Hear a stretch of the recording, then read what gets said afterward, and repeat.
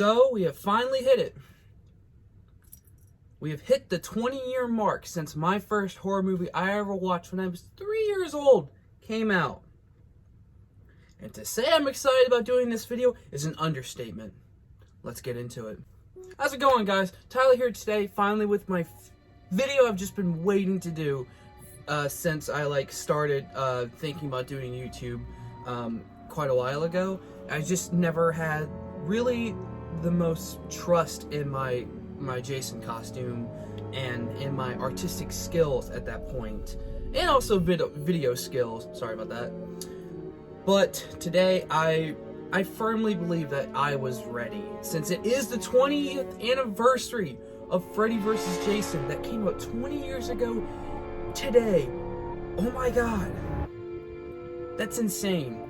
So, to say the least, obviously, as you can tell from the background, as I've explained in my other videos, that this movie means a lot to me because it was my first one, and it was what introduced me to a lot of horror, but also a lot of metal because of the soundtrack, which I have all three different versions of the soundtrack: the Freddy, the Jason, and the Freddy vs. Jason. They're just they're like collectors things, but I had to get all three for the collection. I couldn't just get one and be like, yeah, now I have the soundtrack. No, I needed all three.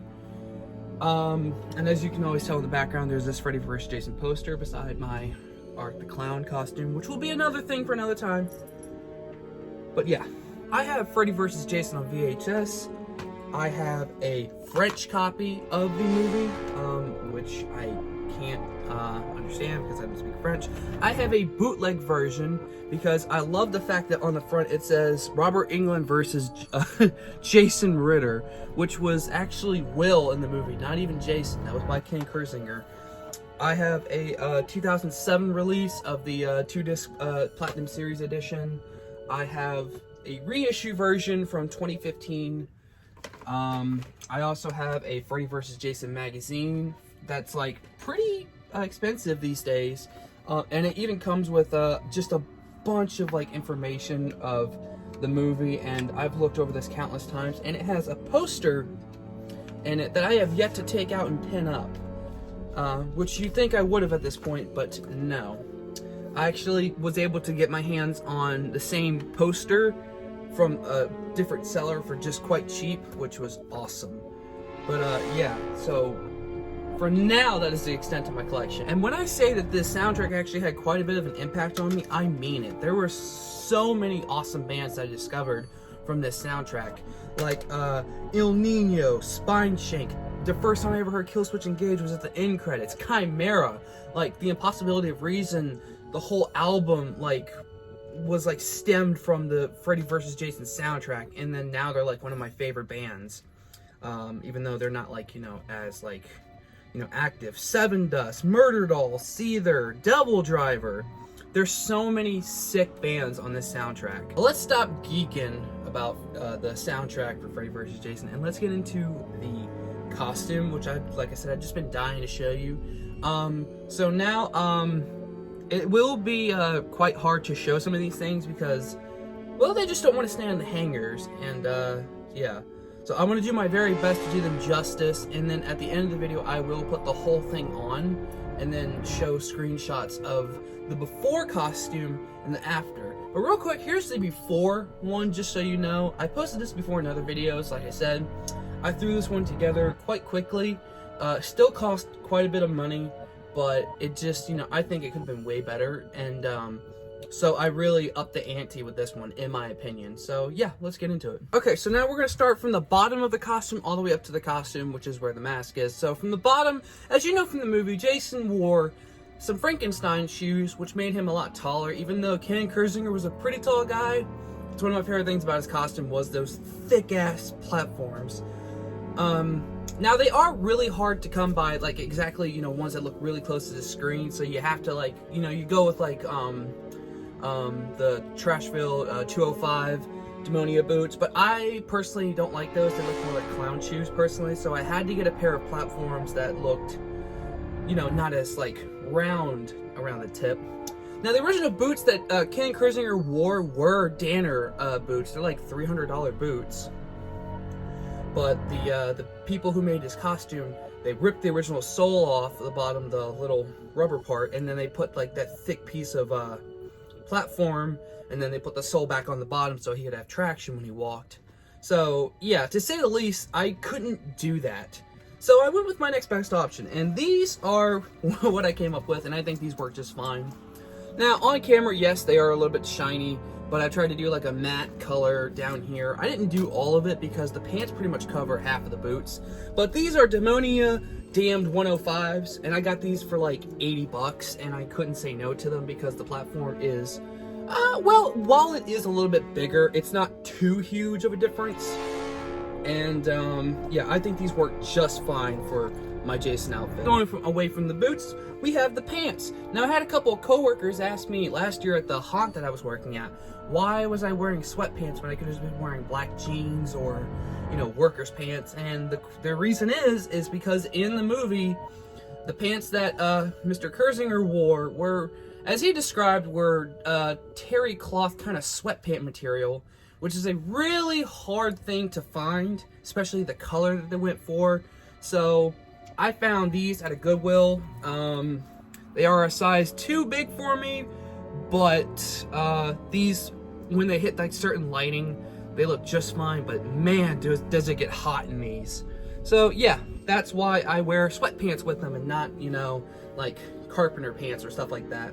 And then next thing we put on under that is this blue Fruit of the Loom t-shirt. One of the softest t-shirts I've ever owned.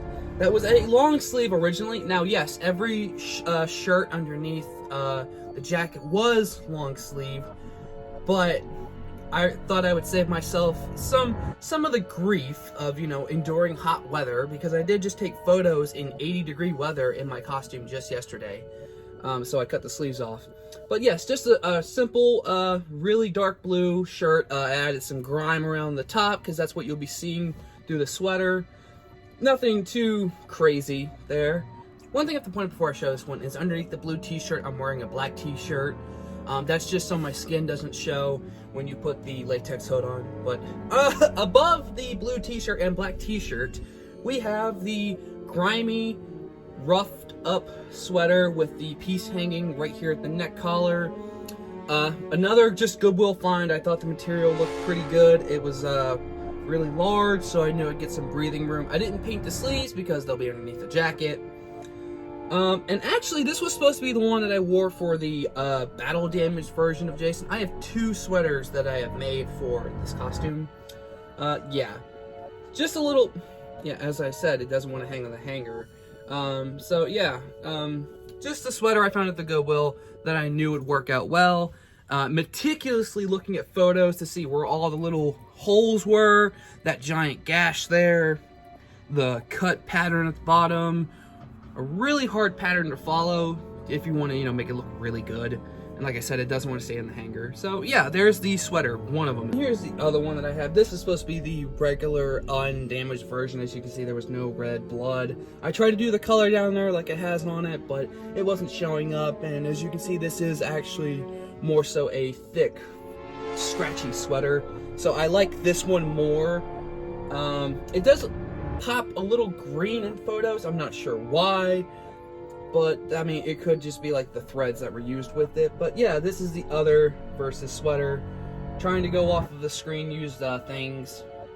Yeah, so there's the other sweater.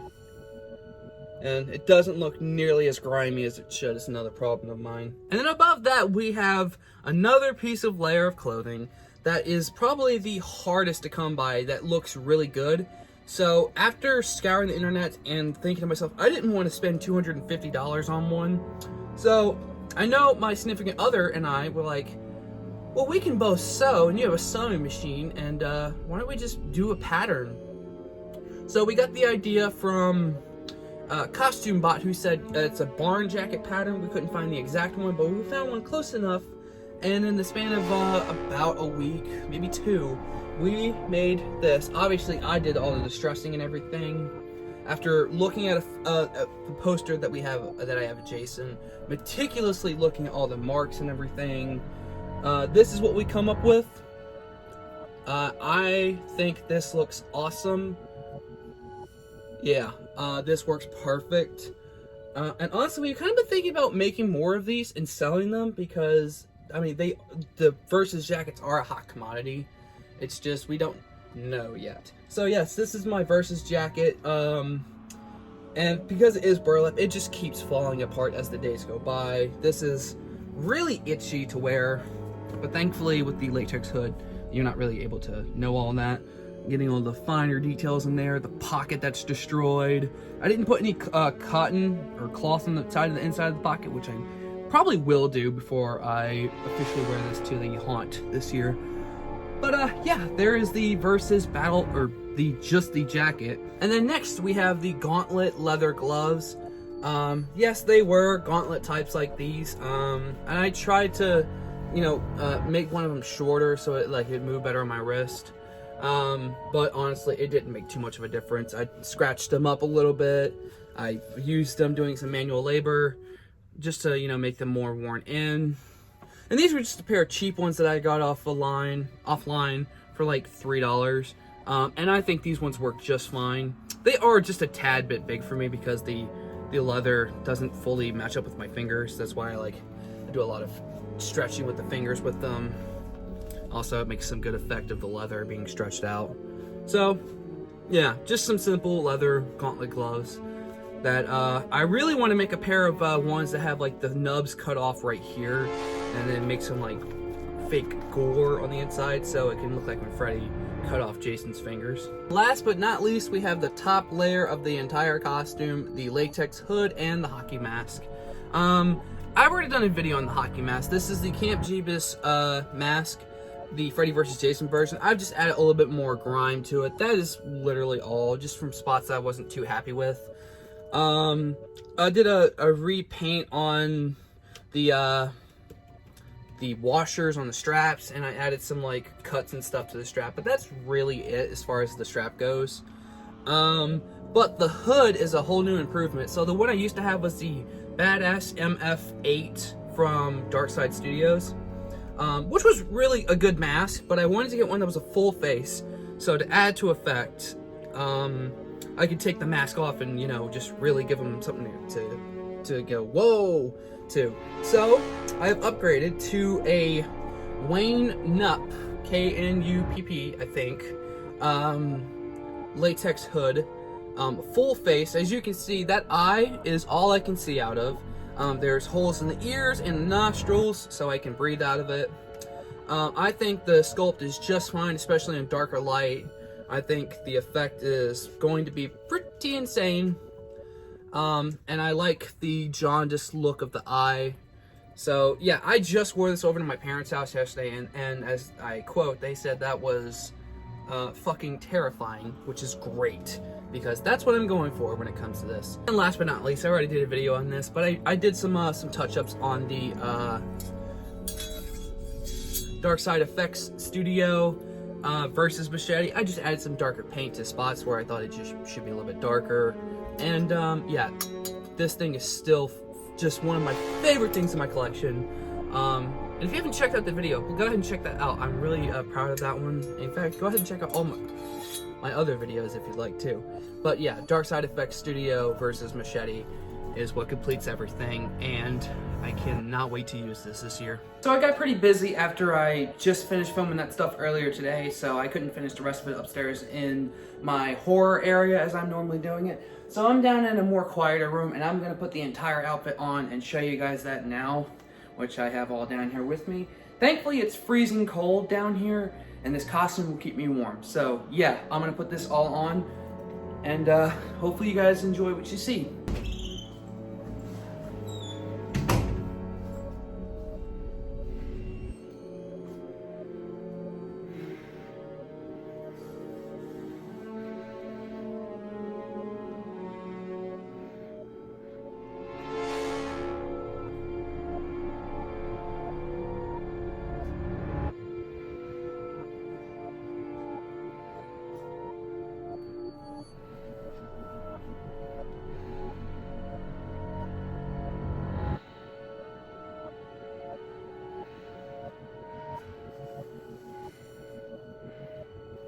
Well, it is a quite awkward angle at this point, but I can't finish the video upstairs, which is fine.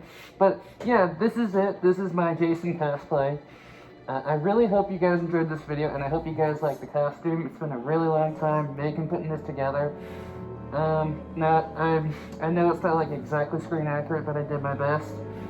And you know, hopefully I'll see you guys in the next video. Take it easy.